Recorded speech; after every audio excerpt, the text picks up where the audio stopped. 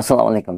প্রিয় দর্শক, নাহিদ ইসলাম বলেছেন জুলাই মাসের ঘোষণাপত্রে আমরা অনেক ছাড় দিয়েছি, কিন্তু সনদে কোনো ছাড় দেওয়া হবে না। এই সনদ হচ্ছে আমাদের ভবিষ্যৎ আন্দোলনের ভিত্তি। সরকার যদি এই ঘোষণাপত্র ও সনদকে আগস্টের মধ্যে প্রকাশ না করে, তাহলে তাদের দ্বারা জুলাই মাসকে রাষ্ট্রীয়ভাবে স্মরণ করার কোনো অধিকার থাকবে না। চলুন বক্তব্য শুনি, তার আগে চ্যানেলটি সাবস্ক্রাইব করে সঙ্গেই থাকুন। 24-এর গণ অভ্যুত্থানে প্রজন্মকে প্রতারিত করতে সকল ধরনের আয়োজন সম্পন্ন হয়েছে। জুলাই ঘোষণাপত্রে ছাড় দিয়েছি, জুলাই সনদে কোনো ছাড় হবে না। যে নতুন বন্দোবস্তের জন্য আমরা লড়াই করেছিলাম, জীবন দিয়েছিলাম, জীবন দিতে প্রস্তুত ছিলাম, সেই নতুন বন্দোবস্ত, নতুন বাংলাদেশ আমরা পাই নাই। সেই সময় থেকে এখন পর্যন্ত বলে এসেছি, এই জন্য আমাদের জুলাই গণ অভ্যুত্থান সমাপ্ত হয় নাই। আমাদের এই লড়াই, তরুণদের এই লড়াই, এই দায়িত্ব সমাপ্ত হয় নাই। আমরা দেখেছি 71 পরবর্তী বাংলাদেশে কিভাবে লুটপাট হয়েছে, কিভাবে রক্ষী বাহিনী তৈরি করে গণতন্ত্রকে হত্যা করা হয়েছে, লুটপাট করা হয়েছে, বাকশাল কায়েম করা হয়েছিল। আমরা দেখেছি 90-এর গণ অভ্যুত্থানের পরেও যে প্রতিশ্রুতি জনগণকে দেওয়া হয়েছিল, ছাত্র সমাজকে দেওয়া হয়েছিল, সেই প্রতিশ্রুতি রক্ষা করা হয় নাই। ফলে 24-এর গণ অভ্যুত্থানকে ব্যর্থ করে দিতে, 24-এর গণ অভ্যুত্থানে প্রজন্মকে প্রতারিত করতে সকল ধরনের আয়োজন সম্পন্ন হয়েছে। কিন্তু আমরা বলতে চাই, সমীকরণ এখনই শেষ হয়ে যায় নাই। ফলে যারা এখনই সমীকরণ মিলায় ফেলছে, তারা ভুল পথে হাঁটছে। গণ অভ্যুত্থানের শক্তি, তারুণ্যের শক্তি এখনো রাজপথে আছে, এখনো মাঠে আছে। গত 1 বছর ছাড় দিয়েছি, জুলাই ঘোষণাপত্রে ছাড় দিয়েছি, জুলাই সনদে কোনো ছাড় হবে না।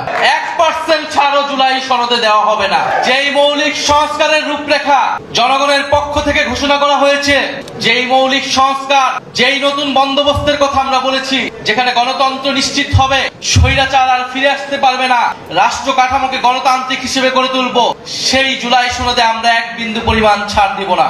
আমরা নির্বাচন চাই, নির্বাচন, গণতন্ত্র, ভোটাধিকারের জন্যই আমাদের লড়াই ছিল। কিন্তু আমরা এর সাথে এও বলেছি, পরিবর্তনের মধ্য দিয়ে বাংলাদেশকে যেতে হবে। বাংলাদেশের এই মুহূর্তে সবচেয়ে বড় সংকট হচ্ছে স্থিতিশীলতা এবং জাতীয় ঐক্য ধরে রাখা। যদি রাজনৈতিক দলগুলো, রাজনৈতিক শক্তিগুলো নিজেদের মধ্যে জাতীয় ঐক্য ধরে রাখতে না পারে, দেশের স্থিতিশীলতা নিশ্চিতে নিজেদের মধ্যে ছাড় দেওয়ার মানসিকতা তৈরি না হয়, ফলে আরেকটি 1-11 আসবে। কারণ আমরা ইতিহাসে এটাই দেখেছি। আমরা মনে করি রাজনৈতিক সমস্যার সমাধান রাজনৈতিক দলগুলোকেই বসে করতে হবে এবং সেই সংস্কৃতি বাংলাদেশে কায়েম করতে হবে। যদি রাজনৈতিক দলগুলো ব্যর্থ হয়, লাভবান হবে ডিজিএফআই, লাভবান হবে অরাজনৈতিক শক্তি, লাভবান হবে বিভিন্ন বৈদেশিক শক্তি। আমরা গণ অভ্যুত্থানের পরে যেই জাতীয় ঐক্যের স্বার্থে, বাংলাদেশের স্থিতিশীলতার স্বার্থে গত 1 বছর ধরে গণ অভ্যুত্থানের শক্তি, বৈষম্য বিরোধী শক্তি, জাতীয় নাগরিক পার্টি বারবার ছাড় দিয়ে গিয়েছে। কিন্তু ছাড় দিতে দিতে আমরা শেষ প্রান্তে এসেছি। আমরা এবার ছাড় দিব না।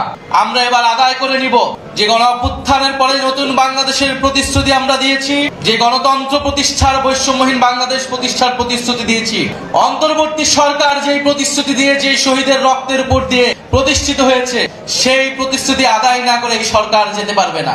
সেই প্রতিশ্রুতি বাস্তবায়ন না হওয়া পর্যন্ত কোন রাজনৈতিক দল ক্ষমতায় আসতে পারবে না। ফলে আমরা এখনো বলবো, আসুন জাতীয় ঐক্যের স্বার্থে, স্থিতিশীলতার স্বার্থে আমরা সেই প্রতিশ্রুতিগুলো একে একে পূরণ। প্রিয় দর্শক, তিনি আরো বলেন, এখনই সময় এই ঘোষণাপত্র ও সনদকে সংবিধানে স্বীকৃতি দেওয়ার। এই সনদের মধ্যে রয়েছে সকল জাতির সম্মিলিত আকাঙ্ক্ষা, সংস্কার, গণতন্ত্র ও ন্যায় বিচার প্রতিষ্ঠা। তাই জনগণের দাবি মানতে হবে। এই আন্দোলন থেমে থাকবে না, ইনশাআল্লাহ। প্রিয় দর্শক, আজ এ পর্যন্তই। দেখা হচ্ছে অন্য কোনো ভিডিওতে। সে পর্যন্ত ভালো থাকুন, সুস্থ থাকুন, নিরাপদে থাকুন। আল্লাহ হাফেজ।